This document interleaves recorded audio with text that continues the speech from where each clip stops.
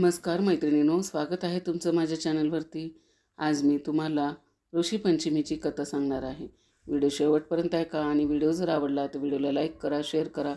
ज्यांनी सबस्क्राईब केलं नाही त्यांनी माझ्या चॅनलला सबस्क्राईब करा। चला तर मग अधिक वेळ न घालता व्हिडिओला सुरुवात करूया। कहाणी ऋषी पंचमीची। ऐका ऋषीश्वरांनो तुमची कहाणी। 8 पाट नगर होतं। तिथे एक ब्राह्मण होता। तो आपला शेतीभाती करून सुखानं नांदत होता। एकदा काय झालं, त्याची बायको शिवेनाशी झाली। विटाळ तसाच घरात कालिला। त्या दोषानं काय झालं, तिचा नवरा पुढच्या जन्मी बैल झाला। त्या बैला आपला कुत्रीचा जन्म आला। देवीची करणी।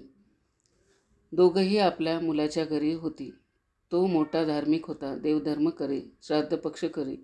आल्या ब्राह्मणाचा समाचार घे। एके दिवशी त्याच्या घरी श्राद्ध होतं। बायकोला सांगितलं, आज माझ्या आईचं श्राद्ध आहे, खीरपुरीचा स्वयंपाक कर। ती मोठी पतिव्रता होती। तिनं 4 भाज्या केल्या, 4 कोशिंबिरी केल्या, खीरपुरीचा स्वयंपाक केला। इतक्यात काय चमत्कार झाला, खिरीचं भांडं उघडं होतं, त्यात सर्पानं आपलं गरळी टाकली। हे त्या कुत्रीनं पाहिलं, मनात विचार केला, ब्राह्मण खीर खातील नि मरून जातील, मुलाला ब्रह्महत्येचं पातक लागेल, म्हणून उठली, पटकन खिरीच्या पातेल्याला शिवली। ब्राह्मणाच्या बायकोला राग आला। तिनं जळतं लाकूड घेतलं आणि कुत्रीच्या कमरेत मारलं। तो स्वयंपाक टाकून दिला, पुन्हा स्वयंपाक केला। ब्राह्मणानं जीव घातलं, कुत्रीला उष्टमाष्ट देखील दिलं नाही। सारा दिवस उपास घडला। रात्र झाली तेव्हा ती आपल्या नवऱ्याजवळ म्हणजे त्या बैलाजवळ गेली आणि आक्रोश करून रडू लागली। बैलानं तिला विचारलं कारण।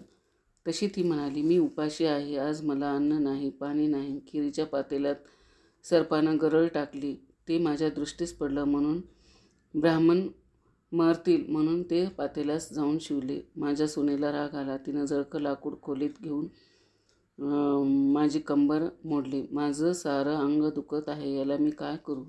बैलानं तिला उत्तर दिलं, तू आदल्या जन्मी विटाळशीचा विटाळ घरात कालवलास, त्याचा संपर्क मला झाला, त्या दोषानं मी बैल झालो। आज माझ्या मुलानं मला नांगराला धरलं, तोंड बांधून मला मारलं, मी देखील आज उपाशीच आहे। त्याचं श्राद्ध फुकट गेलं। हे भाषण मुलानं ऐकलं, लागलाच उठून बाहेर आला। बैलाला चारा घातला, कुत्रीला अन्न घातलं, दोघांना चांगलं पाणी प्यायला दिलं। मनात फार दुःखी झाला। दुसरे दिवशी सकाळी उठला, घोर अरण्यात गेला। तिथं ऋषीचा मेळा पाहिला, त्यांना साष्टांग नमस्कार घातला। ऋषींनी त्याला प्रश्न केला, तू असा चिंताक्रांत का आहेस? मुलानं सांगितलं, माझ्या बापाला बैलाचा जन्म आला आणि आईला कुत्रीचा जन्म आला आहे, त्यांना मोक्ष कसा मिळेल या चिंतेत मी पडलो आहे, कृपा करून मला उपाय सांगा। तेव्हा त्याला ऋषींनी सांगितलं, तू ऋषी पंचमीचं व्रत कर। हे व्रत कसं करावं? भाद्रपदाच्या महिना येतो, चांदण्या पाकातील पंचमी येते, त्या दिवशी काय करावं? ऐन दुपारच्या वेळी नदीवर जाऊन आघाड्याची प्रार्थना करावी, त्याच्या कष्टानं दंतधावन करावं, आवळा काडी कुटून घ्यावी, तीळ वाटून घ्यावे, ते तेल केसाला लावावं, मग आंघोळ करावी, धुतलेली वस्त्र नेसावी, चांगल्या ठिकाणी जावं, अरुंधतीसह सप्त ऋषींची पूजा करावी, असं 7 वर्ष करावं, शेवटी उद्यापन करावं। या व्रतानं काय होतं? रजस्वला दोष नाहीसा होतो, पापापासून मुक्तता होते, नाना तीर्थांच्या स्नानाचं पुण्य लागतं, नाना प्रकारच्या दानाचं पुण्य लागतं, मन इच्छित कार्य पूर्ण होतं। मुलाने ते व्रत केलं, त्याचं पुण्य आईबापांना दिलं, त्या पुण्यानं काय झालं? रजोदोष नाहीसा झाला, आकाशातून विमान आलं, बैल होता तो सुंदर पुरुष झाला, कुत्री होती ती सुंदर स्त्री झाली, दोघं विमानात बसून स्वर्गात गेली।